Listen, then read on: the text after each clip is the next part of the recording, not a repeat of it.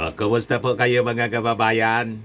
Tulad ng dati po, before natin pag-usapan yung mga mainit na issue ng lipunan, lalo sa politika, joke time muna po tayo. Dito tayo sa kwentong katatawanan kasi maraming natuwa. Mas gusto pa nga nila yata yung magkwento na lang tayo ng katatawanan. Sabi ng Gria kanina sa video natin, tawa match, joke time. Sabi ng isa pa, joke time, sobra tawa match. Sabi ng isa pa, yan ang sinasabi nga, ubod ng saya. Kasi may litson, may mang inahin pa. Yan yung kwentong litson ni Bibincio Salcedo. Nag-contribute sila. Nag-contribute siya ng kwentong katatawanan tungkol sa isang mayabang na probinsyano na ayaw magpatalo. Pwede yan, Mr. Maravillas, yung panibagong kwento mo na naman dyan. Kwentong katatawanan. Ito yung kwento mga kababayan na ulam. Ulam na sosyal. Una, litson. Ito ulam din. Sabi ng magbarkadang si Pedro at si Juan, nag-uusap sila. Tinanong ni Pedro si Juan, ano pala niya yung ulam niyo? Tanong ni Pedro kay Juan, si Juan po, kahit Juan yung pangalan niya, may pagkasosyal. Sabi ni Juan, ang ulam ko niya ngayon ay green leafy veggie. Blanche green leafy veggie with crushed sweet tomatoes in sparkling salted seafood. Matindi. Total. Kaya sabi ni Pedro, wow! Sarap! Napawaw kahit hindi niya maintindihan kasi total. Ano niya yun? Tanong ni Pedro kay Juan. Sabi ni Juan, talbos ng kamote at bagong na may pinisang kamatis.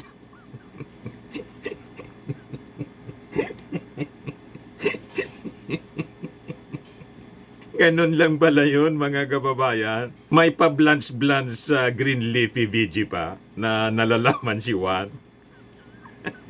With crushed tomatoes daw. In sparkling salted seafood. Yun pala mga kababayan, ang Tagalog lang naman ng kanyang ulam, talbos ng kamote at bagoong na may kamatis. Yung kamatis, pinisang kamatis. Crushed tomatoes.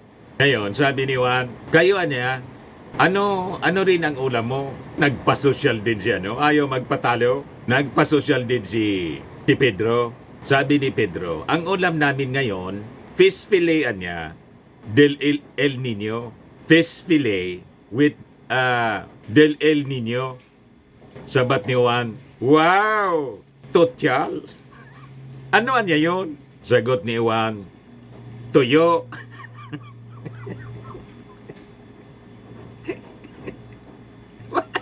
Napakasosyal mga kababayan ng tawag. Sabagay, kahit tayo po ay mahirap, di ba? Yung mga kilala nating mga kababayan, kahit mahirap, may patutyal.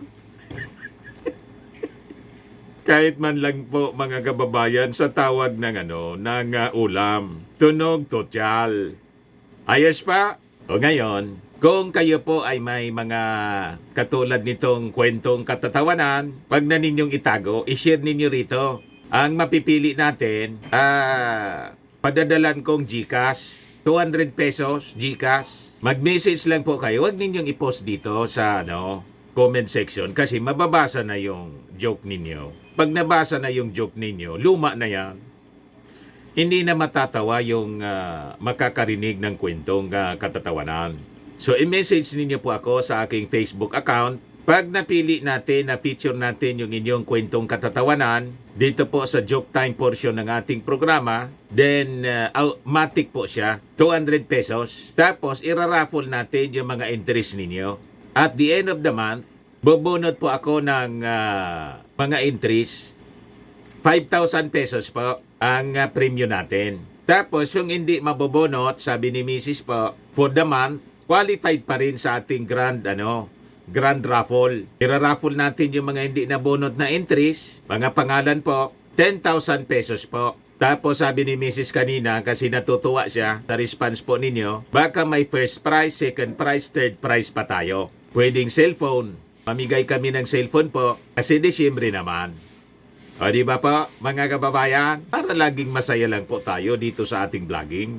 O ngayon, dito na tayo sa ating topic. But before mga kababayan, pag-usapan natin yung ating topic ngayon, kasi booking na po yung fake news ng mga Duterte, mga DDS vloggers sa crowd. Nagpalabas na po ng crowd estimate yung Mandawi City Police. Click subscribe mo na po pag hindi pa kayo nakasubscribe dito sa ating YouTube channel, Bullseye News on the Go. Like and share na rin po ninyo ng ating video para umabot na tayo ng 1 million man lang na mga subscribers. Kahapon, 119 tayo. Tumagdag po ng 1,000 subscribers bigla dahil sa joke time. 120,000 na po yung ating subscribers ngayon. Maraming salamat po sa inyo. Yung inyong pagpapagod sa panonood sa atin, pagtsatsaga, gusto ko rin pong suklian. Kaya nga po, kung kayo po ay may joke, kwentong katatawanan, share ninyo sa atin para mapremyuhan. Ayos pa? O tama yung sabi natin, From the Mandawi City Police Office. Sabi sa kanilang post, mga kababayan, MCPO successfully delivers security coverage, ensuring safety in orderly rally in Mandawi City. The Mandawi City Police Office, under the leadership of Police Colonel Julius Sagandoy, City Director, successfully delivered comprehensive security coverage for the Cebu People's Indignation Rally with more or less 3,000 to 4,000 crowd estimate held on February 22, 2025. At pasilong sa Paradise, Mantawi Avenue, Mandawi City. The deployment was carried out to ensure both safety of the public and the orderly conduct of the event. Nakita ninyo? Tama yung crowd estimate natin. Sa crowd estimate ng PNP na nag-secure sa kanila, napakailig po nila na magpakalat ng fake news. Sabihin ba naman na yung crowd daw, umabot sa 20,000 muna yung estimate, tapos na biglang nag-40,000? Pinalobo po. Tapos ang ginamit na footage, mga kababayan, TV footage po, hindi man pala yun yung indignation rally, kundi concert.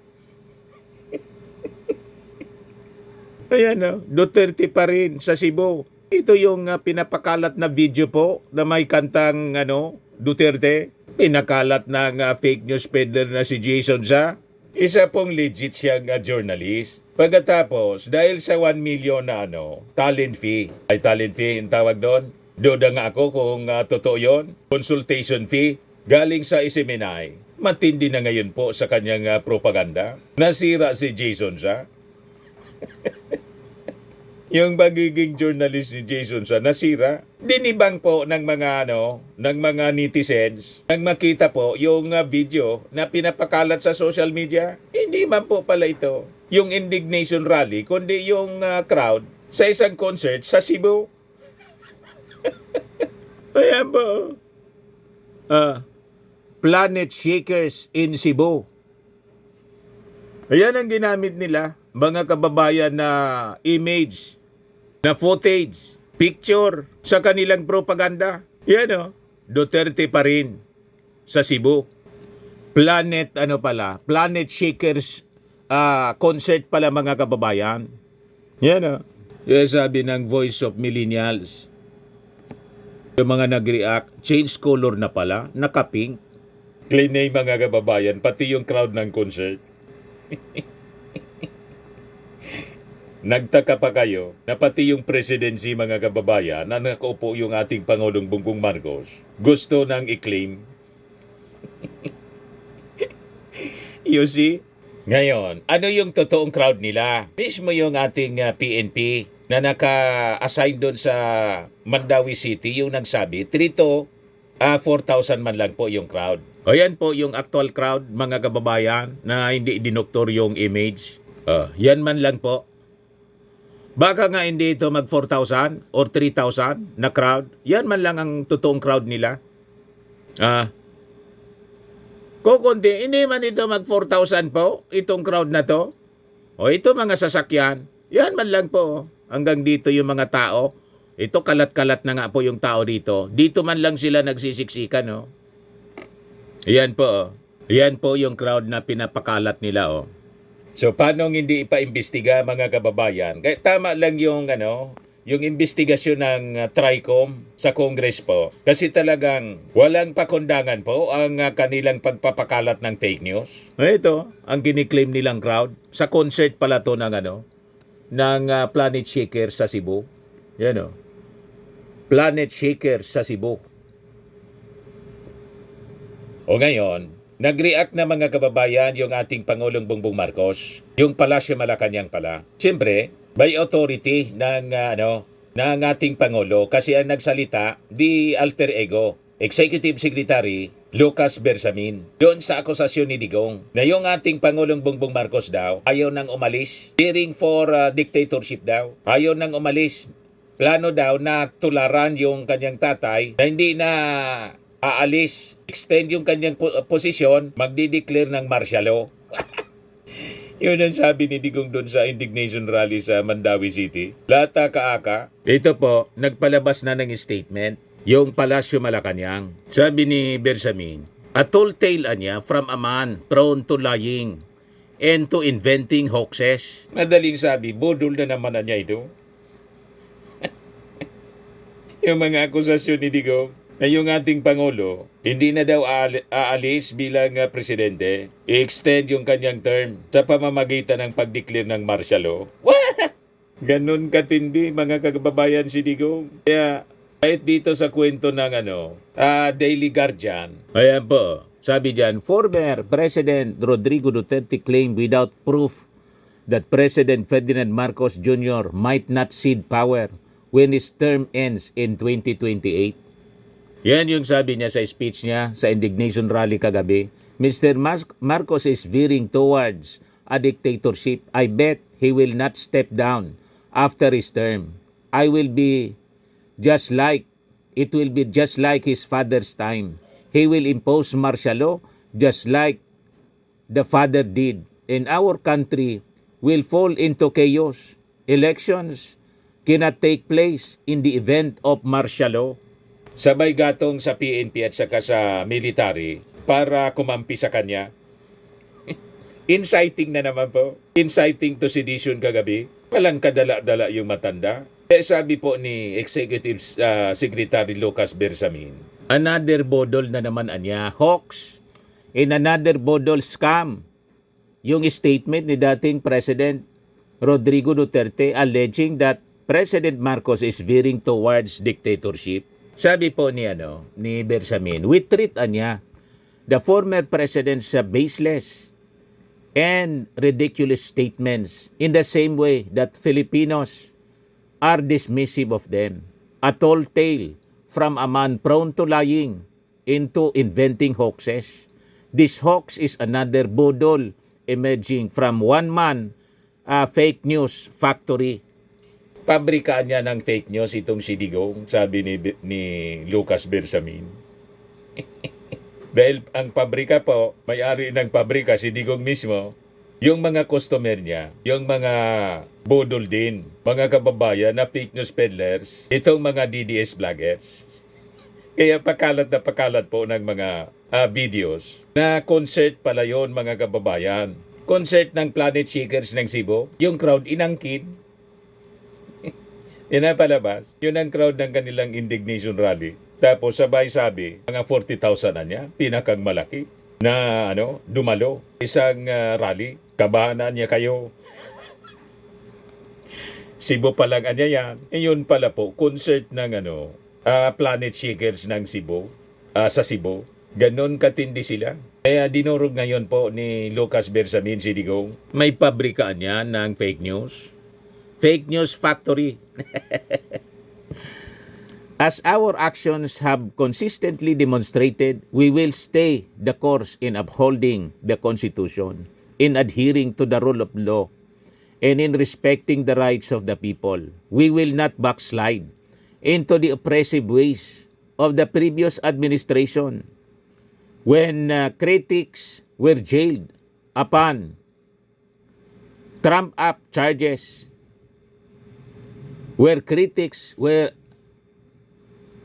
jailed upon trump-up charges, and when kill orders were publicly issued with glee and obeyed blindly. It is Anya, the leader of that troubled past, who is depicting us as veering toward a system where anyone can be deprived of life, liberty, and property without due process of law, as many had been on his mere say-so as a tyrant who did not respect the rights of the people. Yan po mga kababayan, ang naging bulta ng Palasyo Malacanang through Executive Secretary Lucas Bersamin. Dinurog po itong kasinungalingan po ni Digong. Taranta na kasi sila mga kababayan. Kaya massive ang kanilang pagpapakalat ng fake news. Kasi ang totoo po niyan, napakarami sa ating mga kababayang Filipino ang gusto nang ma-impeach si Sara, matanggal si Sara. Kaya nagmamadali sila. Yan po yung report ng People's Tonight kahapon. Ayon sa survey na isinigawa ng Tangere mula Pebrero 10 hanggang 12, nasa 73% ang bilang ng mga Filipino na pabor na humarap sa impeachment court si Vice President Sara Duterte matapos siyang ma-impeach sa Kamara de Representante noong Pebrero 5. Makikita din sa naturang survey na 51% ang sumusuporta sa impeachment. Nasa 27% naman ang kontra dito, habang 22% ang undecided. Pinakita din dito na nasa 51% ang sang-ayon na imbestigahan ang Statement of Assets and Liabilities in Net Worth or SALN ni Duterte, habang 33% ang kontra dito. Malinaw po. Gusto nang matanggal, marap sa impeachment trial, itong si Sara, 73%. Yung sinasabi nilang 32 million, wala na po yun, nalusaw na. Yan ang rason kung bakit taranta sila ngayon. Tumakbo si Sara at yung kanyang mga abogado sa Supreme Court para ipaista po ang impeachment trial na malabo man po silang paboran ng Supreme Court. O diba? Hintayin natin ang mga susunod na kabanata ng kwentong ito.